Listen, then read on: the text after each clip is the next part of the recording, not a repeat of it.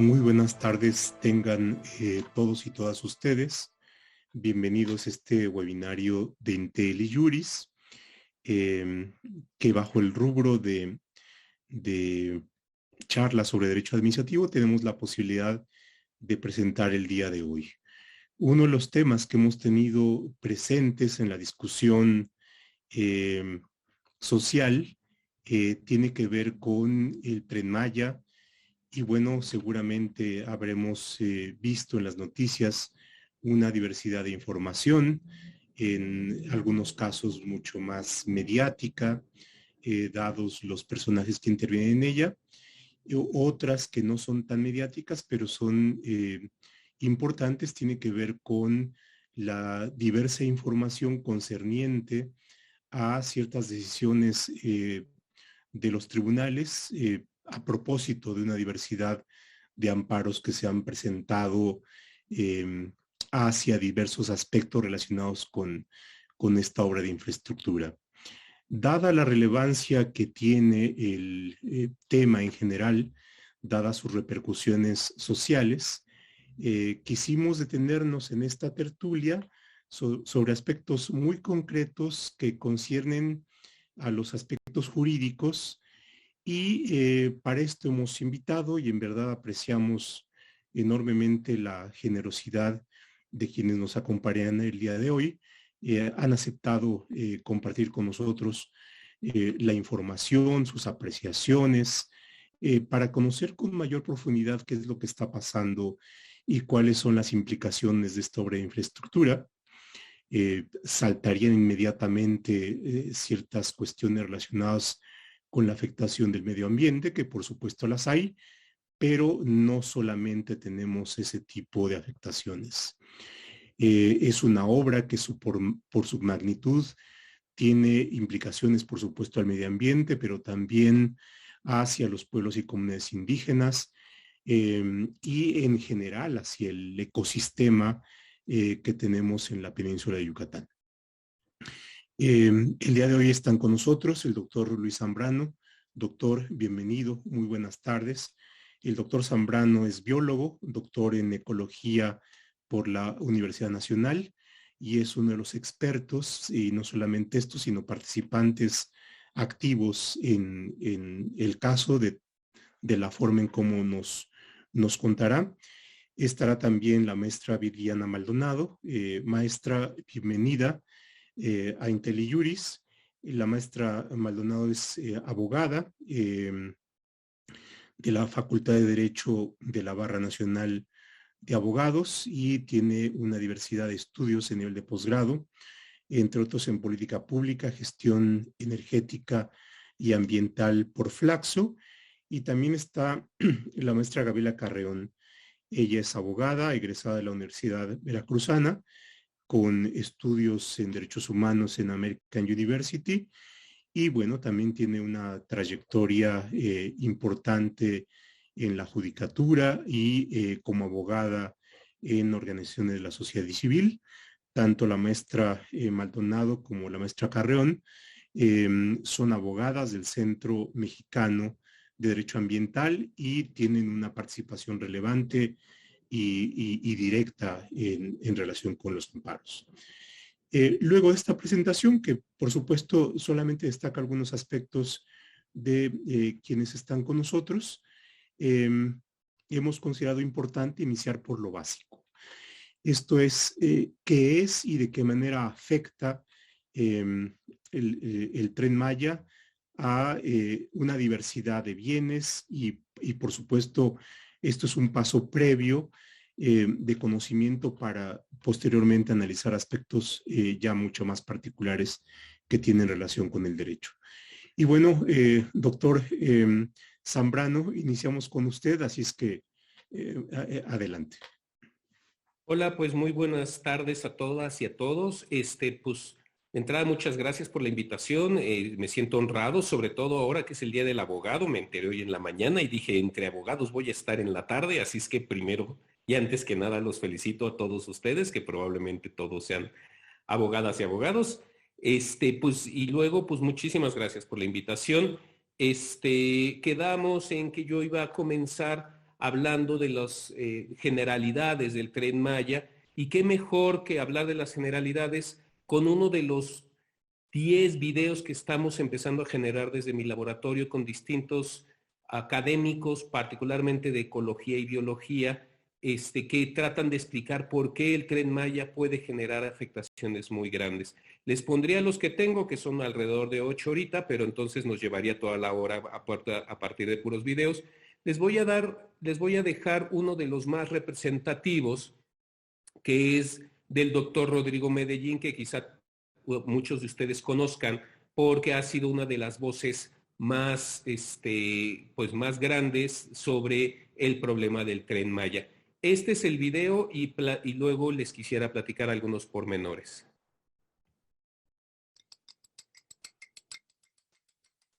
Hola, ¿qué tal? Yo soy Rodrigo Medellín, soy investigador del Instituto de Ecología de la UNAM. Hemos luchado desde hace más de 3 décadas por la conservación de las especies amenazadas y por la protección del medio ambiente. En esta ocasión me dirijo a ustedes con la gran preocupación respecto al Tren Maya.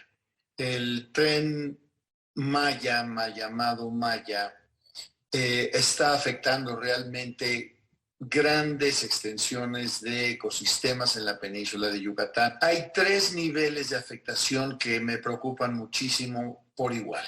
En primer lugar, la devastación de la selva. Esa selva es parte del macizo forestal de bosque tropical húmedo más importante al norte de Panamá. Me refiero a la selva maya, de México, de Guatemala y Belice.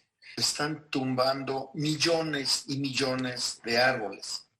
La afectación es importante en el acuífero. La península de Yucatán funciona como un queso suizo lleno de huecos, llenos de agua. Y de esa agua dulce es de la que depende la vida humana y la vida de los animales y las plantas. Finalmente, los servicios ecosistémicos que nos prestan los murciélagos que viven en esas cuevas, en esos cenotes, etcétera, son absolutamente cruciales para el correcto funcionamiento de los ecosistemas y para proteger la agricultura con respecto a eliminar las plagas que afectan productos de los cuales depende mucho las comunidades mayas. Este es el momento en que todos los mexicanos debemos subirnos a la plataforma de defender la península de Yucatán. Llegó el momento de decir, hasta aquí, ni un metro más de bosque se va a caer. Si cerramos el loop, bajando hasta Chetumal y cruzando por Calakmul, el destrozo va a ser irreversible y va a causar grandes pérdidas y mucha pobreza, tanto en los humanos como en la biodiversidad. Los invito a sumarse al movimiento. Bueno, ese es el video, es un muy buen resumen que habla pues con muchas imágenes y luego las imágenes valen más que 1000 palabras sobre cómo se está devastando gran parte de la selva.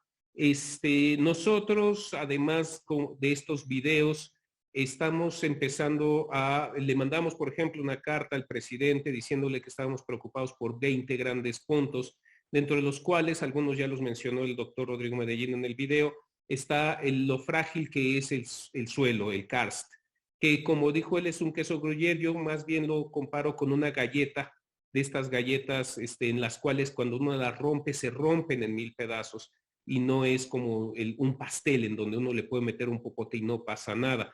Cuando se rompe en 1000 pedazos, se modifica mucho el flujo subterráneo, que es el que nos preocupa mucho porque es de donde sale toda el agua, sobre todo para beber, y entonces tenemos un gran problema de posibles afectaciones en términos de cantidad y en calidad de agua.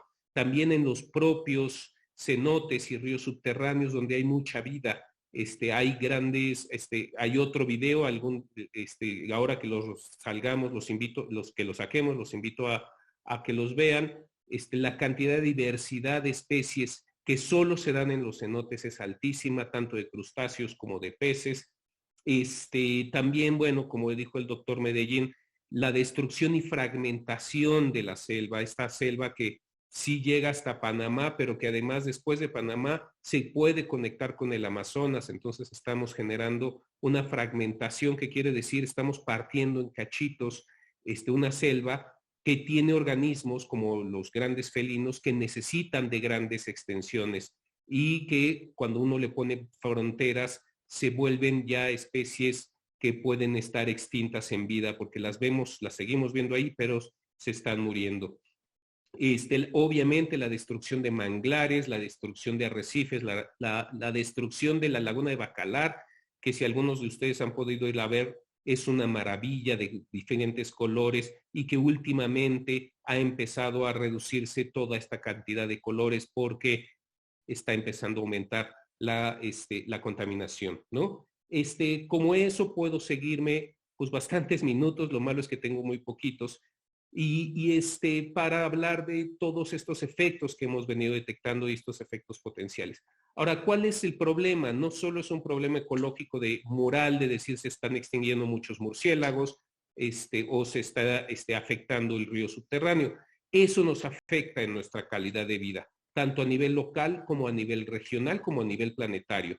A nivel local, por el cambio en el flujo del agua, por ejemplo, sí puede afectar sobre todo a las ciudades costeras, particularmente a toda la Riviera Maya, por ejemplo, también a Mérida. ¿Por qué? Porque cuando uno le obstruye o le aumenta la contaminación, pues ese es el agua que le llega. Y ustedes saben que vivimos en una serie de zonas en donde no se purifica el agua de manera correcta. Entonces, ese puede ser un efecto. Es un servicio ecosistémico que nos da justamente esta galleta, este queso gruyère, de purificar el agua, y a la hora de estar perturbándolo, rompiéndolo, nos está rompiendo ese servicio ecosistémico. Eso es a nivel local. Como los polinizadores, ya lo dijo el doctor Medellín en algún momento, los murciélagos son grandes polinizadores, pero no solo los murciélagos, insectos, colibríes, etcétera, son los grandes polinizadores, que son los que nos dan de comer, porque son los que polinizan las plantas que luego nos comemos nosotros.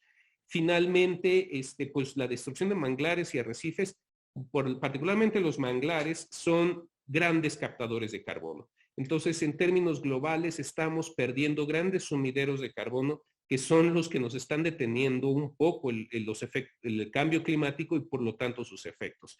Nos vamos a inundar, particularmente en esta zona. En esa zona tarde o temprano va a estar 1 metro, 2 metros bajo el agua, más temprano que tarde, como estamos viendo, y lo que estamos haciendo es acelerando todo esto. Entonces, sí hay un efecto negativo muy grande con respecto a los factores que parecerían ser netamente morales, pero que al final de cuentas afectan la vida cotidiana y la calidad de vida de todos los seres humanos, en particular de las personas que viven en la península de Yucatán. Y nada más para terminar, cabe recordar un factor fundamental. Me gusta este video porque sale el loop completo.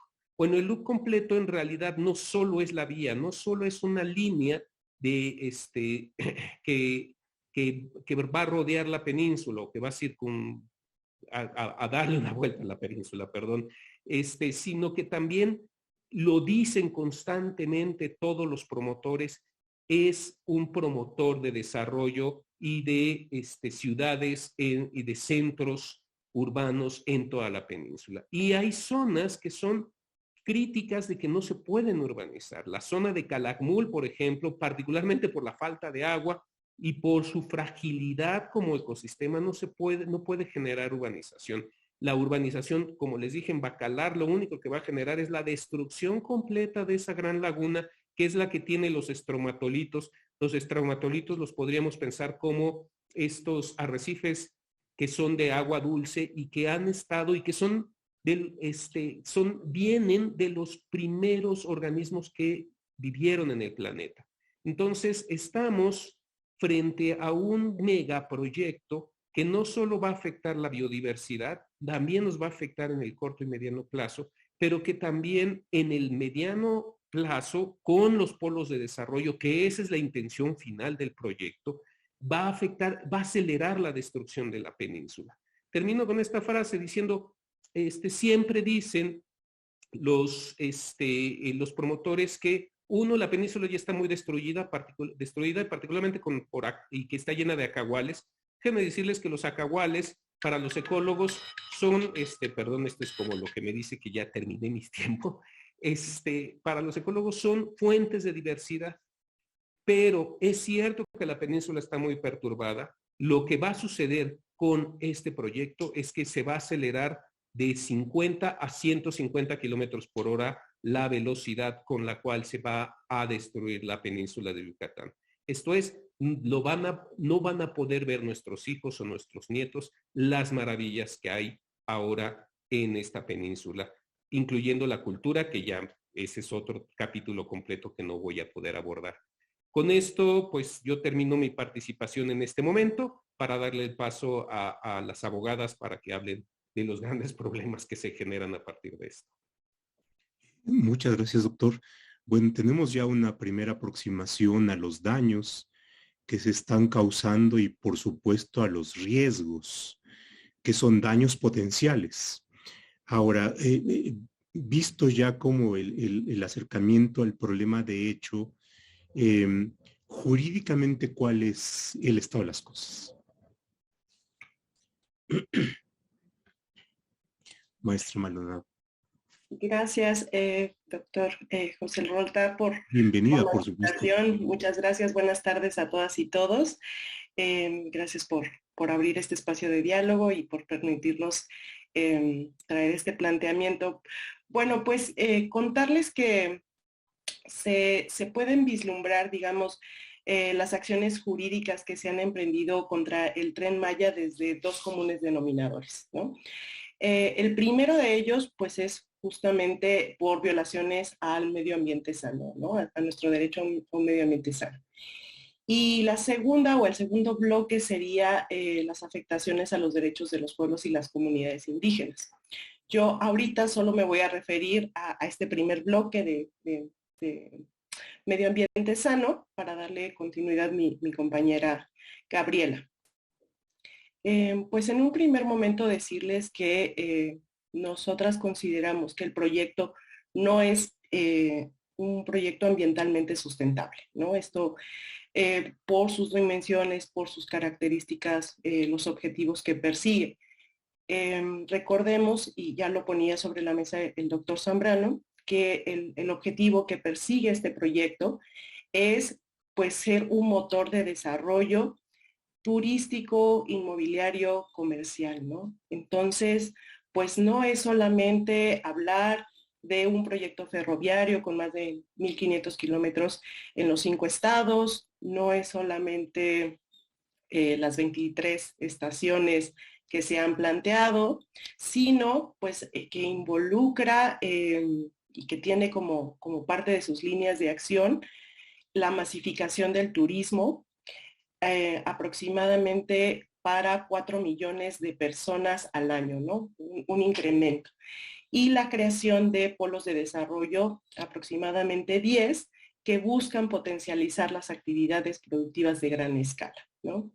Esto cómo se inserta en el ecosistema, en la región en donde se está considerando hacer el proyecto, pues ya hace un momento Luis nos hablaba de la fragilidad de la región, de la capacidad de carga que tiene la zona. Esto no se ha evaluado, no se ha puesto tampoco sobre la mesa y en la discusión qué consecuencias va a tener el aumento de demanda de bienes y servicios por, pues, estas personas que llegarán como turistas o como residentes para darle atención a la demanda, ¿no?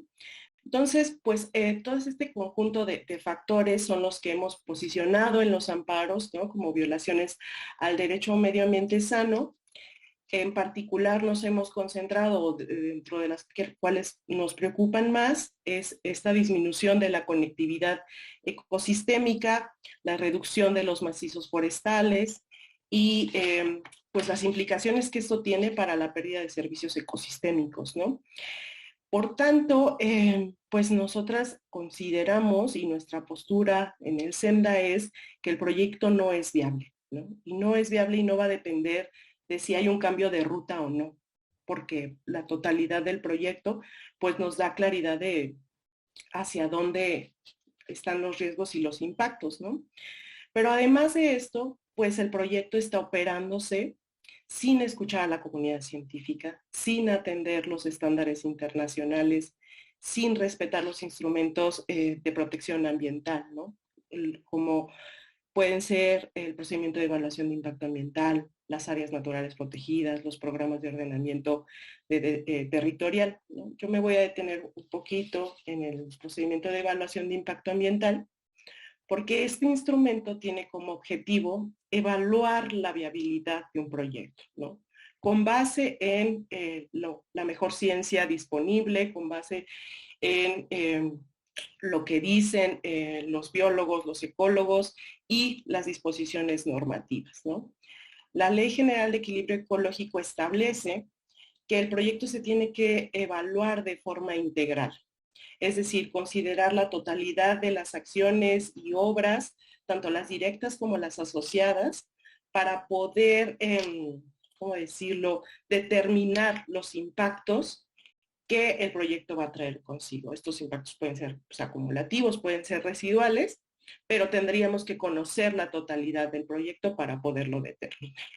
Sobre esta situación, la Suprema Corte ya se ha pronunciado en un litigio estratégico que se llevó y justamente hace un pronunciamiento sobre la necesidad de evaluar de forma integral un proyecto y cito, se tiene la obligación de realizar una evaluación holística e integral para garantizar una adecuada protección al ambiente. Hacer lo contrario, es decir, fragmentar el análisis de impacto ambiental, constituye una violación al cuarto constitucional. En el caso del Tren Maya, este proyecto se está evaluando de forma fraccionada, es decir, por tramos, puesto que a más de 3 años no se tiene un proyecto ejecutivo, ¿no? Es decir, no se conoce el trazo final, no se conoce la totalidad de las obras y actividades, no se conocen sus características, se cambia de trazo conforme se van teniendo tensiones políticas y sociales, y por tanto pues se desconoce la totalidad de los impactos acumulativos y sinérgicos que va a conllevar, ¿no? Esto genera que las autorizaciones que se tienen hasta el momento pues sean solo de mero trámite, ¿no? No cumplan con el objetivo que el instrumento tiene. Esta práctica de dividir por obras o por actividades un proyecto, pues no es nuevo, no empezó con el Tren Maya ni con esta administración, es una constante que utilizan los promoventes de los proyectos para esconder los impactos de gran escala, ¿no? Y con ello garantizar la obtención de la autorización de impacto ambiental. Lo que sí nos resulta preocupante es que la actual administración pues está impulsando una serie de políticas totalmente regresivas a los estándares medioambientales, ¿no? Prueba de ello es el acuerdo presidencial, no sé si lo tienen ahí en la mira, este acuerdo presidencial por el cual se establece que las obras y actividades que provengan del gobierno federal son de interés público y de seguridad nacional. Esto se traduce en eximir o suprimir los procedimientos para que se tienen para cumplir con autorizaciones y permisos.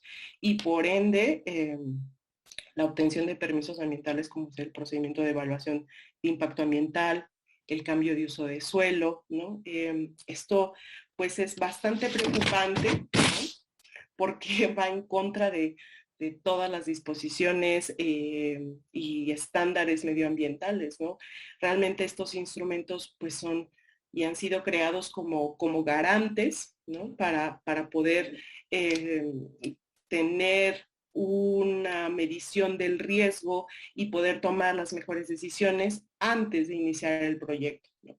Lo que sucede ahora es que se inicia el proyecto y en 12 meses el promovente puede buscar obtener la manifestación de impacto ambiental, ¿no? O la autorización de impacto ambiental, lo cual pues hace que otra vez sea un mero trámite porque las consecuencias para ese momento ya pueden ser de un carácter irreversible.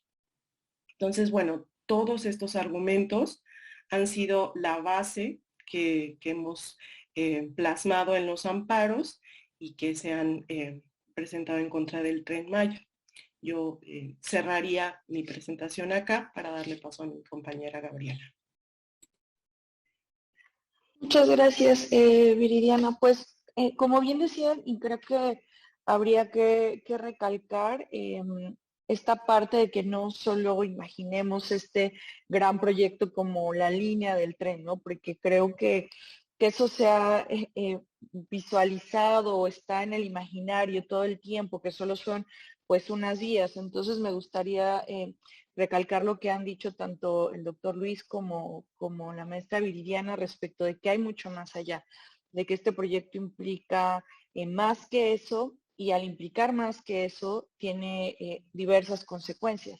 Yo me voy a referir al tema de los pueblos y comunidades que habitan las zonas donde no solo va a pasar el tren, sino también que pueden ser afectados o que están en una zona aledaña. Y bueno, muchas de las zonas que van a estar pues impactadas y que ya están siendo impactadas son pueblos y comunidades originarias. Y ahora, ¿qué pasa con estos pueblos y comunidades originarias, con estas personas que viven ahí? Y pues lo cierto es que hay personas, ¿no?, que han decidido pues presentar estos juicios, presentar demandas de amparo en contra pues de este proyecto por una convicción, ¿no?, real de que no están de acuerdo con el proyecto, pero también con un montón de cosas que están ocurriendo, con estas pues violaciones a los derechos humanos, violaciones a las leyes ambientales que ya nos hablaron, y todos los impactos que pueden tener ecosistémicos y también sociales, porque lo cierto es que también hay impactos sociales que algunas compañeras investigadoras nos han hablado, ¿no?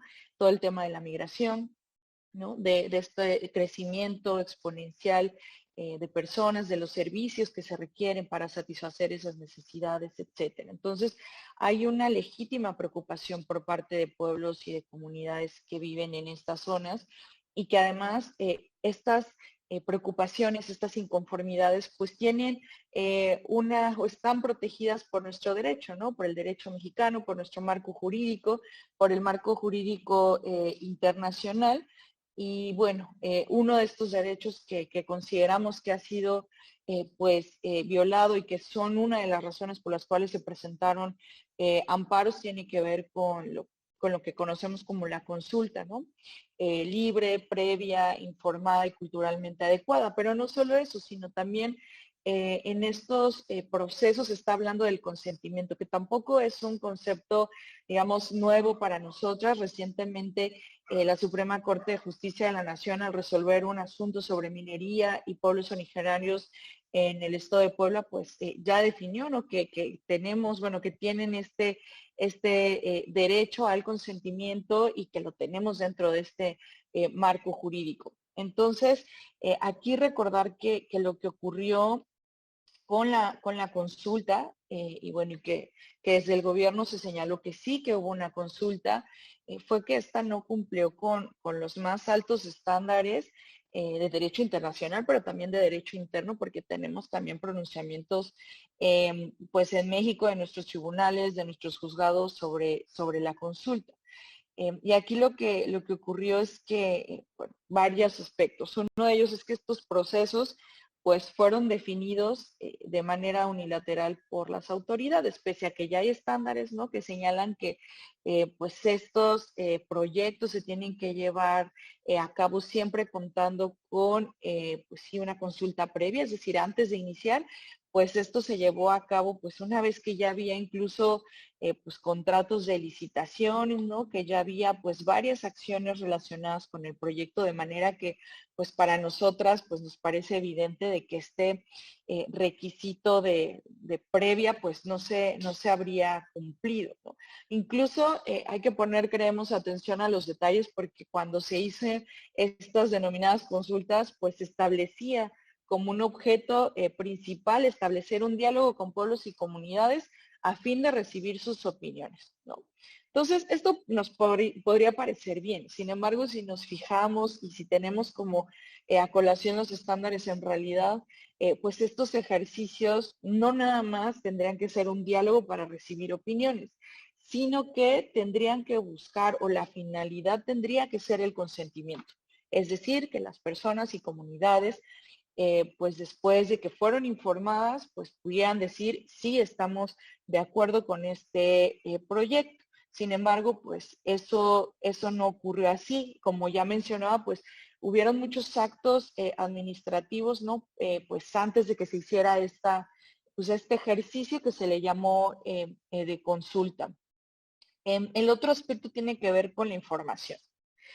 Para las poblaciones, para los pueblos indígenas originarios, pues se necesita que la información sea completa, es decir, que no solo señalen pues por dónde va a pasar, por ejemplo, la ruta, sino que también haya información sobre las consecuencias y cuáles son estas consecuencias, incluyendo aquellas que no son favorables, digamos, que representan una mayor conflictividad. Eso se necesita en una consulta, que toda esa información pues fuera puesta a disposición de las personas para que las personas pudieran dialogarla con quienes quisieran o de acuerdo a sus propias formas de tomar decisiones, ¿no? Que hubiera deliberación, etcétera. Pero estos ejercicios deliberativos pues no se pueden hacer si la información no está completa y si no se proporcionó.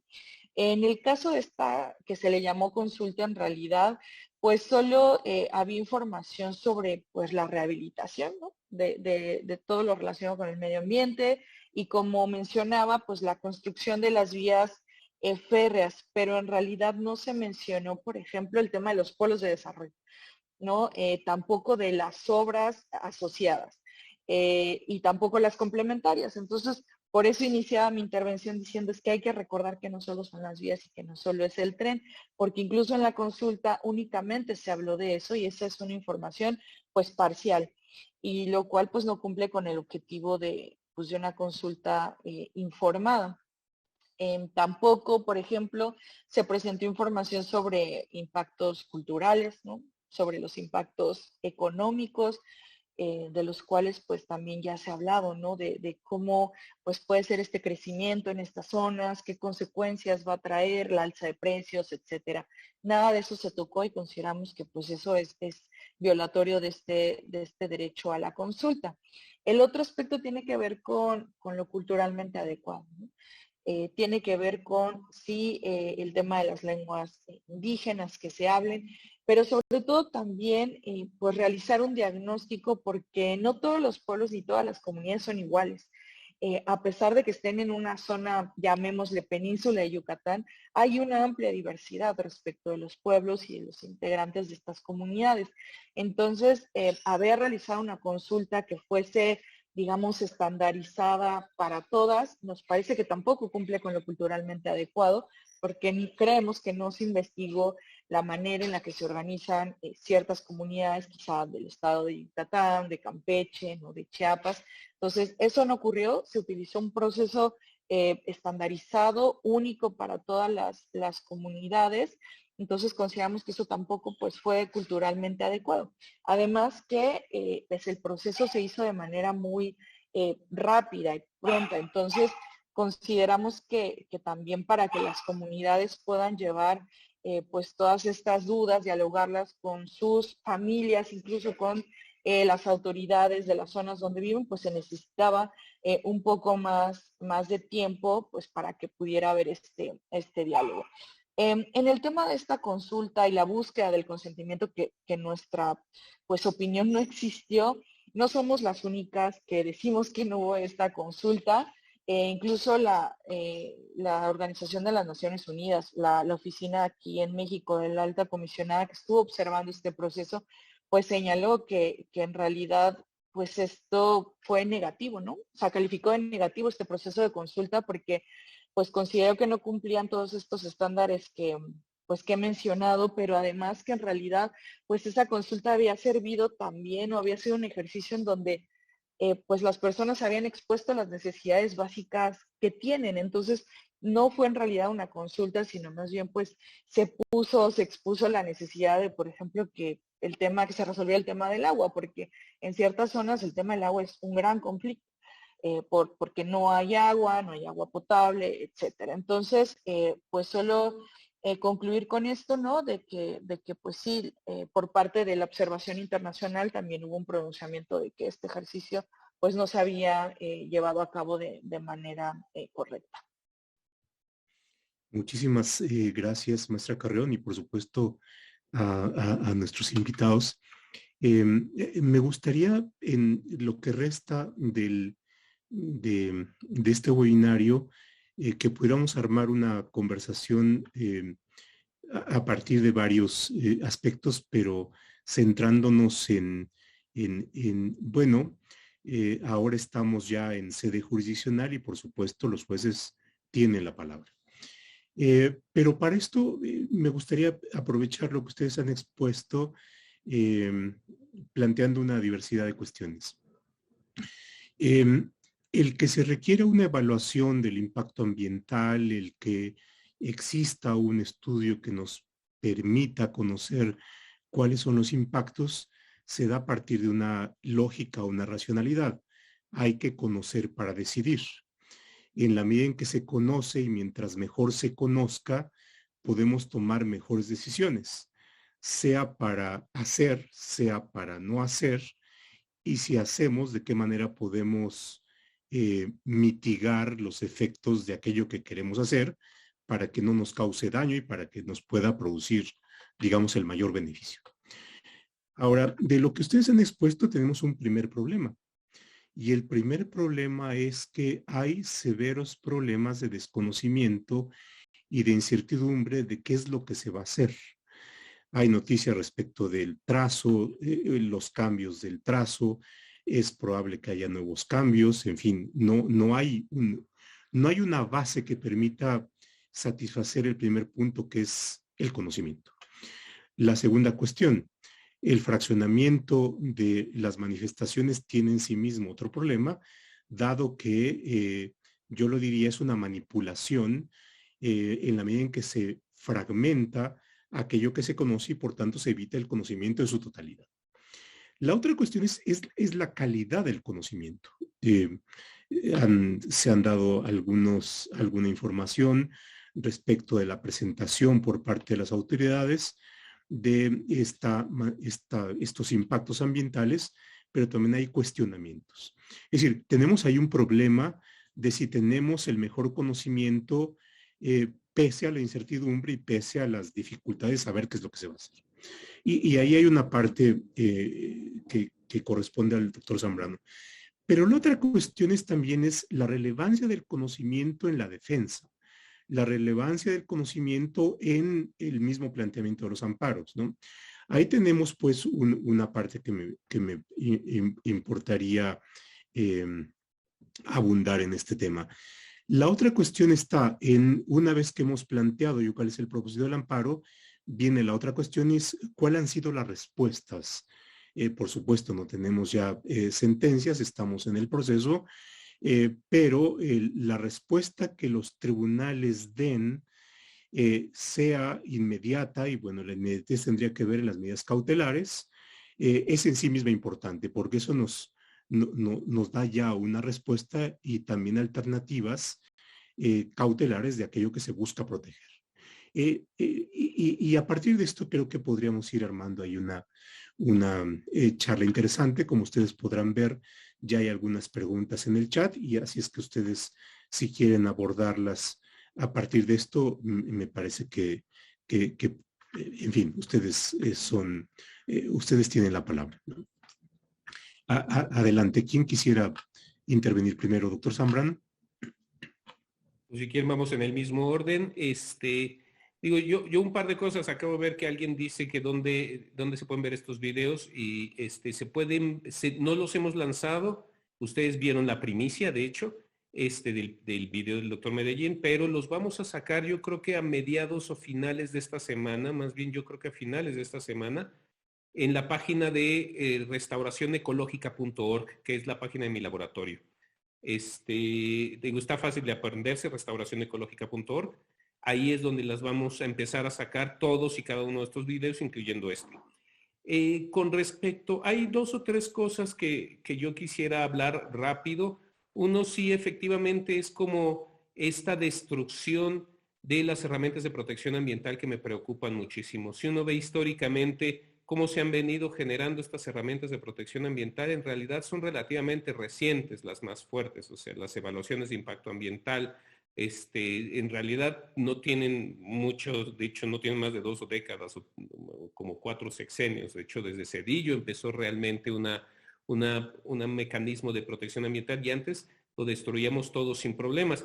Y lo que estamos viendo es una regresión a eso, y a mí sí me encantaría que ustedes lo platicaran en términos jurídicos o que lo empezáramos a discutir en términos jurídicos también, porque si de por sí no son perfectas estas herramientas de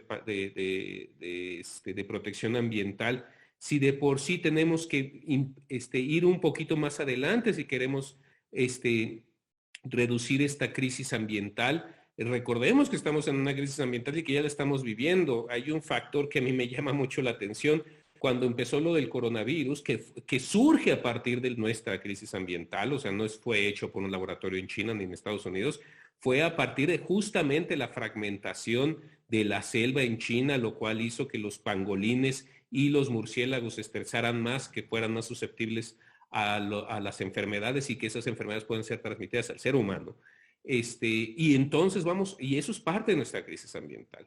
Y yo me acuerdo que al principio decíamos, esto va a hacer que reevaluemos nuestra relación con la naturaleza. Acto seguido hacemos el Tren Maya y nos pasamos por encima todas las herramientas de protección ambiental. Y yo sí quisiera como que pues urgirlos a ustedes, échenos la mano, porque nos costó mucho trabajo a los biólogos tratar de incidir en términos políticos y en términos jurídicos para tener estas herramientas, y que son defectuosas por todos lados. Estoy viendo que alguien dice es que sería imposible jurídicamente hacer todo lo que se solicita. Pues sí, si lo vemos desde el ángulo en el que estamos. Y ese es el otro factor. Creo que ahora la crisis ambiental, el futuro que nos depara, nos tiene que hacer pensar en visión realmente sustentable. Y la visión realmente sustentable no significa destruir una selva completa y entonces hacer plantaciones en otro lado de la ciudad o del país, diciendo que es una forma de restauración. No lo es. O sea, plantando vida o sembrando vida no es una forma de restauración. Y esa es la lógica que hemos tenido que nos ha llevado a la crisis ambiental. Entonces, lo que Una necesitamos es cambiar pregunta los ahí, paradigmas. aprovechando la referencia. Por supuesto, en la respuesta del presidente está como una alternativa esto de Sembrando Vida, pero Sembrando Vida es un programa medioambiental. ¿Tiene ese sentido, ese espíritu? ¿Cómo, No, desde su perspectiva de biólogo, cómo aprecia el... no, de hecho sí, gracias. Qué bueno que hiciste esa pregunta porque no lo es y no solo es mi perspectiva personal, o sea, lo dicen personas como la doctora Julia Carabias, y lo dicen todos los expertos. Sembrando Vida en realidad es un programa social, es un programa de mejora, de búsqueda de mejora de la calidad de vida de las personas, no de la búsqueda de la mejora del ecosistema donde viven esas personas. De hecho, ha generado el efecto contrario. Si uno ve los estudios de la WRI, en donde se ha aplicado Sembrando Vida, en lugar de aumentar la masa forestal, se ha reducido. ¿Por qué? Porque las personas, para recibir ese subsidio, talan selva para poner sus árboles, o los árboles que además muchos de ellos son exóticos. Entonces, uno de los factores como ecólogo es, si uno tiene una selva y la tala y pone mangos, no es lo mismo. O sea, un árbol por un árbol no es lo mismo. Cada árbol, cada arbusto, cada tipo diferente de especie tiene una función y es la que nos da los servicios ecosistémicos. Si la cambiamos por otra cosa, a lo mejor nos dará ciertos servicios ecosistémicos, pero estarán muy mermados. Y eso es lo que baja nuestra calidad de vida y eso es lo que nos ha llevado justamente a la crisis ambiental. Y eso es lo que tenemos que empezar a cambiar a partir de ahora, y las herramientas de protección ambiental son fundamentales para eso. Muchas gracias, maestra Maldonado. Gracias. Pues un poco hablando sobre el papel del Poder Judicial en este caso, pues lamentablemente ha dejado mucho que desear, ¿no? Se han visto serias violaciones de acceso a la justicia y del debido proceso durante los amparos, ¿no?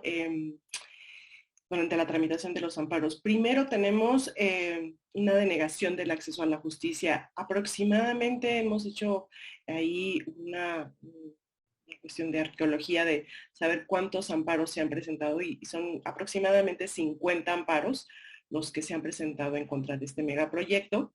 Desafortunadamente, pocos de ellos han logrado sortear el primer obstáculo que enfrentan, que es justo la admisión, ¿no? Muchos de ellos se han desechado y el argumento del Poder Judicial es que no cuentan con interés legítimo para poder y llevar esto a instancias judiciales, a pesar de que ya se tiene un precedente de la Suprema Corte de Justicia sobre el entorno adyacente y que este sería como un elemento indispensable a considerar para determinar si una persona tiene interés legítimo o no para ir al amparo, ¿no? Entonces, bueno, eso ha sucedido. Los demás casos se encuentran totalmente paralizados. Hay algunos amparos que llevan más de 2 años sin que se tenga un acuerdo admisorio, ¿no? Y esto también se ha generado porque los juzgados no quieren admitir el caso, ¿no? O sea, hay un pimponeo en el que todos los juzgados de distrito, por lo menos los de la península de Yucatán, se han declarado incompetentes para conocer la demanda, ¿no? Y pues también habla de la presión política que se está teniendo sobre el caso, ¿no? Mejor le doy la vuelta en la medida de lo posible para evitar este problema. Ha habido pues extravío de constancias, pérdida de pruebas, de documentos de corte confidencial, ¿no? Que pues desafortunadamente también han generado nuevamente paralizaciones en los casos. ¿Qué otra cuestión podría yo mencionar? Bueno, y el acuerdo de concentración, ¿no? En el año pasado, el Consejo de la Judicatura Federal decidió que todos los casos que se estaban ventilando sobre el Tren Maya iban a ser radicados en el Juzgado Primero de Distrito de Yucatán, ¿no? Entonces, pues, no sé, pensemos que 30 de los amparos o 20 de los amparos que se han presentado están en un solo juzgado y pues eso ha saturado enormemente al juzgado, cual pues pasan y pasan los meses y no hay un solo acuerdo al respecto, ¿no? Y por ahí preguntaban en el chat sobre las suspensiones. Y bueno, ahí también hay otro factor importante a considerar, ¿no? Porque primero ha habido como una serie de suspensiones que poco a poco se han ido revocando.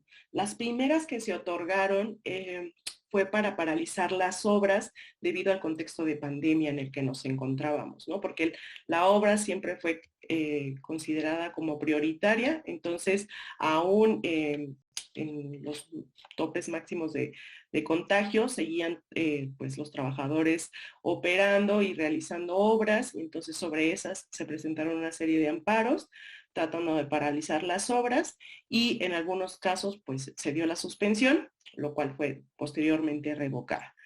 Posteriormente hay otra serie o otra tanda de amparos que también nos otorgaron la suspensión por considerar el nivel de riesgo de daños de carácter irreversible, ¿no? Entonces, estos se dieron por diferentes tramos y bueno, posteriormente Fonatur, digamos, generó una serie de recursos que dieron en revocar las suspensiones. Actualmente solamente se cuentan suspensiones sobre el tramo 5 y esto es por no contar, o hasta ese momento no se contaba con la manifestación de impacto ambiental porque se iniciaron obras. Eso también es otra situación, ¿no? Se iniciaron obras sin contar con los instrumentos y bueno, a pesar de que en algunos de los casos se tenía esta suspensión y la suspensión obligaba a las autoridades a no generar ninguna obra o la operación de obras, esto jamás sucedió, ¿no? Fonatur siguió trabajando, se siguieron haciendo desmontes, se siguió haciendo obras y actividades nuevas y esto no fue, a pesar de que se presentaron las pruebas, se presentaron incluso fotografías aéreas de cómo se estaba trabajando en la zona, no fue considerada por el Poder Judicial, ¿no? Entonces, pues sí ha tenido de alguna manera una actividad bastante irregular. Los juzgados de distrito parece más que hay pues una línea política, ¿no?, que se sigue para considerar y atender a las necesidades que tiene el Poder Ejecutivo sobre impulsar y terminar esta obra en tiempo récord, ¿no? Entonces, pues desafortunadamente no estamos teniendo un sistema judicial que funcione como garante de los derechos de los pueblos y las comunidades indígenas, de la ciudadanía y de organizaciones, pues que están en su legítimo derecho de reclamar violaciones sobre los diferentes derechos humanos, ¿no? Entonces creo que por ahí podría venir mi intervención. Sí, caray, qué preocupante. Maestra Carrión.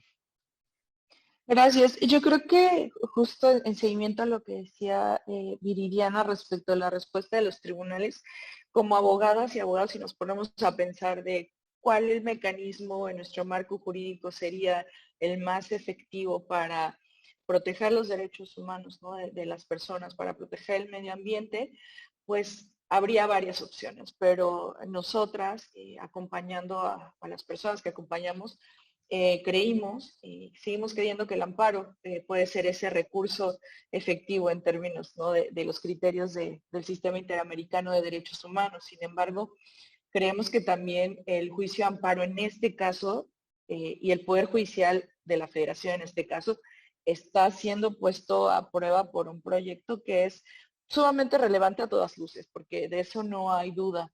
Y todos los puntos que ha planteado Viridiana creo que son relevantes porque nos habla de que hasta este momento ese recurso que considerábamos que podría ser el efectivo no lo está haciendo.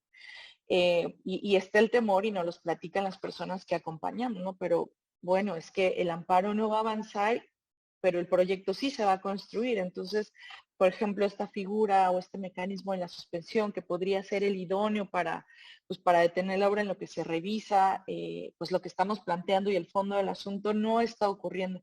Entonces, creo que pues estos juicios de amparo y en este tema tan particular nos ponen también a pensar en la efectividad de lo que tenemos como recursos para proteger los derechos, pero también nos pone a ser pues críticos y críticas sociales de lo que está pasando pues con el Poder Judicial Federal que tenemos.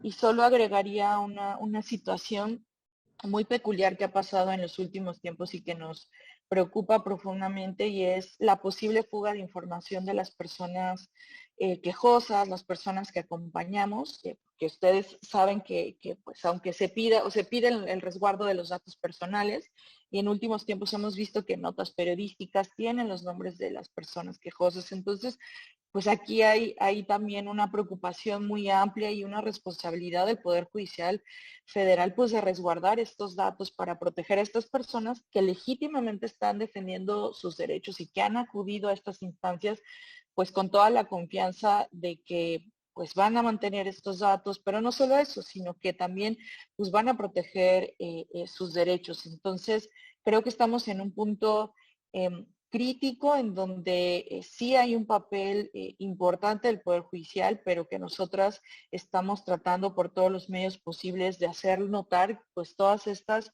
sí diría deficiencias y también estas preocupaciones que ponen en riesgo pues a las personas que finalmente han creído en este sistema que tenemos para resolver un conflicto, para llevar a tribunales sus preocupaciones y finalmente pues para proteger lo que consideran que son sus derechos, ¿no? Y dentro de estos derechos pues también se encuentran pues estas formas de vida que quizá no son las mismas que muchas otras personas, ¿no? Hablamos de estas cosmovisiones, de estas formas de vida que se pueden ver trastocadas por este proyecto.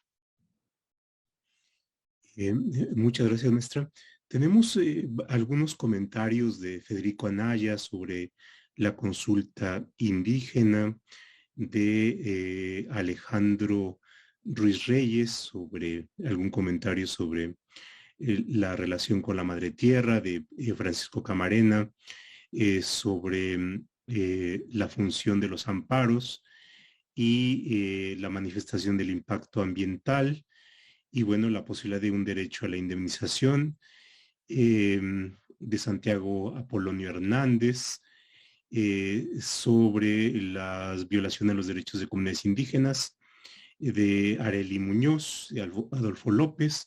Sobre los amparos, tenemos ya algunos minutos por delante y yo creo que podríamos aprovechar para retomar algunos de estos comentarios, como ustedes deseen abordarlos, y bueno, para también cerrar con comentarios finales.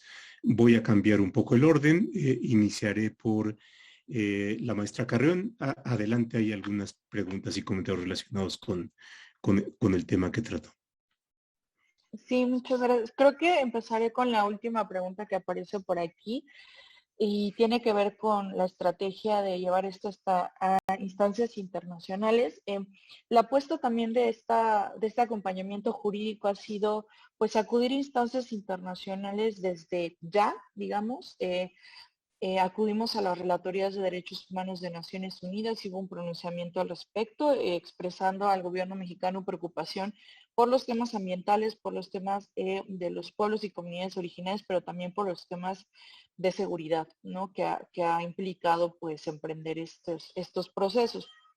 Sin embargo, pues claramente si no ocurre nada más, pues se tendría que acudir. Esto es parte pues de la estrategia, pero nosotras seguimos creyendo que estos mecanismos internacionales pueden ser útiles, pero ahora mismo, ¿no? Y entonces estamos buscando también las maneras de que eso pueda ser aplicado ahora. Había otra pregunta sobre el tema de los procesos respecto a pueblos indígenas que aquí la leo en lo final, ¿no? Si esto se hace en un marco democrático que acota temporalmente todos los gobiernos, resulta que este tipo de proyectos son imposibles jurídicamente. Yo diría que son posibles jurídicamente en tanto que pues los propios gobiernos son quienes se han atenido a estos estándares, ¿no? A estas leyes internacionales y sobre todo que un proyecto tan grande y con estas consecuencias, pues sí, parece complejo que se quiera hacer en 2 años, habiendo presencia de pueblos indígenas. Entonces, sí creo que sería imposible o ha sido imposible en estos lapsos tan cortos. Sin embargo, si se pensara en un proyecto a futuro, no hablando de este proyecto porque pues, nos han explicado y hemos hablado aquí de la inviabilidad, pero pensando en otros proyectos participativos, pues consideramos que es posible seguir esos estándares y que así está en nuestro marco jurídico y que se tiene que respetar y que el propio gobierno pues ha sido parte de, o sea, ha estado de acuerdo en cumplir estos estándares. Entonces, pues que ahí habría que hacer una mejor planeación para otros proyectos que involucren pueblos y comunidades indígenas. Muchas gracias. Maestra Maldonado. Gracias. Bueno, voy a tratar de atender algunas de las preguntas en bloque. Una de ellas refiere a si es posible generar una rehabilitación del desastre, ¿no? Creo que habría que diferenciarlo, ¿no? En términos ecológicos, por así decirlo, creo que hay muchas formas todavía de parar el proyecto y de rehabilitar y de compensar, digamos, las pérdidas que se han generado hasta el momento. No así desde la parte administrativa, ¿no? No se compensa el que, bueno, no tenía una evaluación de impacto ambiental, empecé las obras y ahora ya la presentó y todo queda como totalmente, sí, como aclarado. Porque en realidad, pues hay ya actividades que se tendrían que estar considerando y los daños y los riesgos potenciales que puede generar el proyecto, ¿no? Entonces, no es... y es una práctica que está haciendo el gobierno federal, presentar manifestaciones posterior al inicio de las obras, ¿no? Y considerar las condiciones del ecosistema como si no se hubieran iniciado las actividades. Esto pues realmente no cumple con el objetivo que persigue el instrumento. Había otro comentario sobre el principio precautorio y si se ha posicionado dentro de los amparos. Por supuesto que se ha posicionado. Creo que también tenemos algunos criterios de la Suprema Corte que podrían darnos o pensaríamos que nos daban un impulso, ¿no? Para considerar este estándar y poder, pues, digamos, a generar presión para que se tome las decisiones con la mejor ciencia disponible.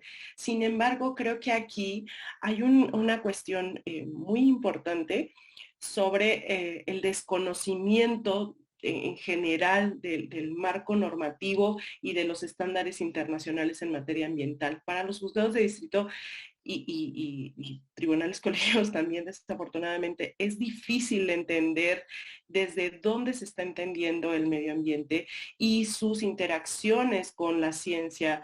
Entonces, hay muchos juzgados de distrito que me dicen pues que el principio precautorio no operaría porque ahorita ya tenemos manifestaciones de impacto ambiental de los primeros tramos, ¿no? Entonces, pues eso no es necesario. Lo que se dice y lo que señala la Semarnat lo toman como si fuera la verdad absoluta, ¿no? No hay una verdadero análisis de la información que se está realizando, no hay pues una búsqueda a llegarse de diferentes pruebas, de diferentes elementos que puedan dar pues pauta a contrarrestar, ¿no? Al menos la información que se da. Y eso pues nos pone también en serios problemas porque no hay posibilidad a menos que, y es lo que estamos haciendo ahora, estemos impulsando peritajes que desde ahí se pueda plasmar como otras, sí, como otros elementos para poder sustentar nuestro dicho, ¿no? Entonces, pues esas son de alguna manera las dificultades a las que nos enfrentamos y finalmente yo quisiera como señalar, ¿no? Entiendo que la ley permite estas disposiciones, ¿no? Había un comentario que decía, pues la ley sí permite que se generen estos procesos y estos proyectos y pues están dentro del marco que supone. Yo diría sí y no, ¿no? Porque la ley permite la generación o la implementación de ciertos proyectos, pero pues de los cuales se pueda determinar que es viable y que va a ser sustentable en largo plazo. Creo que si se hicieran correctamente los procedimientos de evaluación de impacto ambiental, muchos de los proyectos que actualmente están operando no podrían pues estar en funcionamiento, ¿no?